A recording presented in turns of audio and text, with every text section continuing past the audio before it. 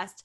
And that also goes to me, like, one of the biggest thing that I've learned this year during my 20s is that what you have gone through doesn't define you. What you have gone through is not who you are. What you have gone through, you're not a victim.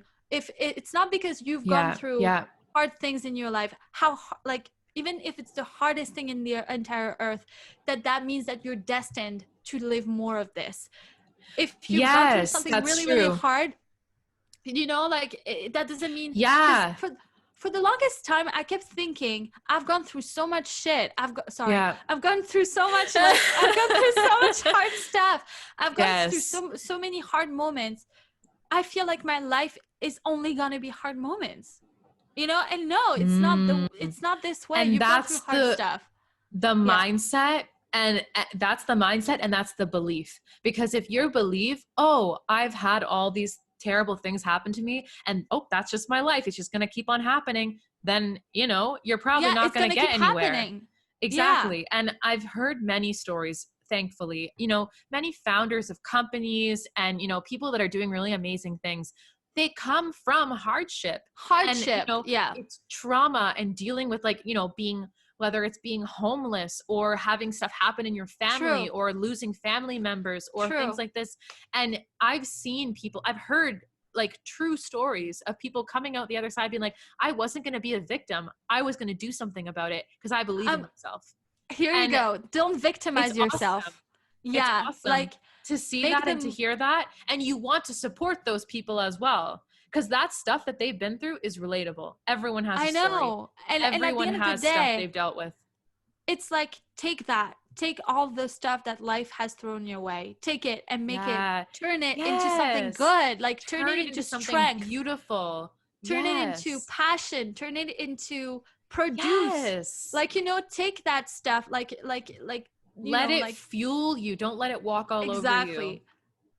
Coming to Taylor Swift, if Taylor Swift was able to take all the that she got in 2016 and ending up with the biggest selling tour in the United States, you know, that's inspiring to me, because that just means that you can take the hardest thing that has happened to you and you can still rise and you can still be the best version that you can be, and you can still, you know, like, and ending up doing a Steve Jobs kind of situation and just, like, creating your life and just making something beautiful. And hardship, at the end of the day, is you need it. Like, that's the biggest lesson that you can ever get. You learn through it. You know? Going through and really struggling and knowing what it's like to go through times where, you know, you don't know what's coming next, or you don't know how you're going to handle this, or, you know, just feeling really down about things. Like, that's the whole beauty of life, is that, you know, you're able to be able to experience the happy moments even more, and appreciate them even more, because you know what it's like to feel, you know, to struggle the other way. And I feel like struggles, they teach us lessons.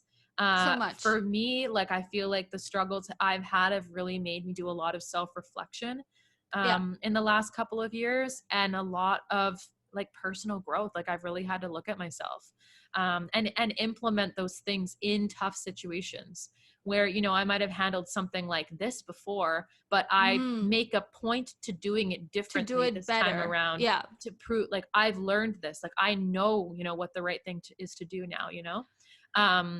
Which, and at the end of the day, you and I have talked so much about that, about how life throws the same cycle to you in different ways, you know, like, it does. It's like, have you learned your lesson yet? Like, have you learned, like, are we going for another ride? Is this it? Like, is this another round? Okay, another round. Here we go. Let's do it again. Learned yet. Let's do it again.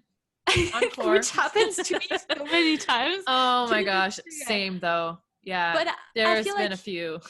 That's kind of like connecting me to also another thing that I've learned, is that it's okay to not have the typical 20s experience or 30s experience, or, you know what I mean? Like, I feel like people beat themselves so much because at 28 I should be in a relationship and I should have an established career. No, we all have a different timing. We all have a different way of doing things. Everyone's journey.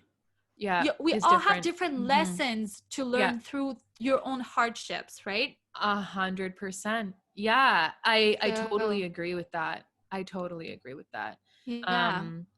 Yeah, and I guess the only last thing I guess that I wanted to touch on in terms of what my 20s has taught me so far is, you know, I've struggled with confidence a lot. I say I've probably been a pretty reserved, shy person for the most part, but I feel like in the last few years I've really come into my confidence in my expression and my communication, and you know, even when it comes down to like work stuff, like doubting my skills, my capabilities, in job and relationships, my value, like what value I bring. Like I used to think and say really bad things to myself, and I used to beat myself up a lot. And sometimes I do still struggle with that, but I feel like I've been able to, in many situations, see that, you know what, like I do bring value. I do have, you know, qualities that, you know, are good and can be useful, you know, whether that's at work, at my job, that's with my friends, that's in a relationship, like, you know, in terms of being a partner to someone. Like I feel like I do have some qualities there, and recognizing that in yourself. Come on, snap. Thanks. Of course you do. You know, no. And also just realizing that my opinion is valid, and being able to speak my truth, because before I felt like I would think things in my head, but I would never ever say them out loud. And that's just on confidence. Like that's just on, you know, like believing that I'm worthy enough to speak on this topic.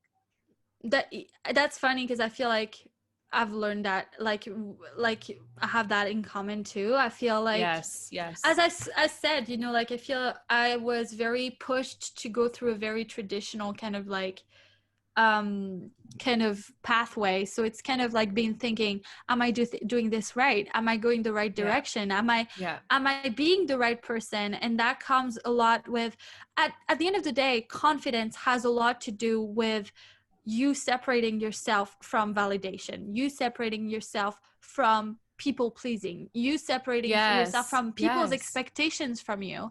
And the day you actually say, hey, I want to be who I am, I want to express myself, and I don't care anymore if this is not what you expect, what you want, what you need, because this is what I need. And that comes with putting yourself first at any time. Like, you know, it's just, you need to have the strength to be like, okay, am I gonna live someone else's life, or am I gonna live mine as authentically and as boldly, as loudly as I want? Because if I want to be remembered, I want to be remembered because I was because I was as Negin as I could ever get to be, you know?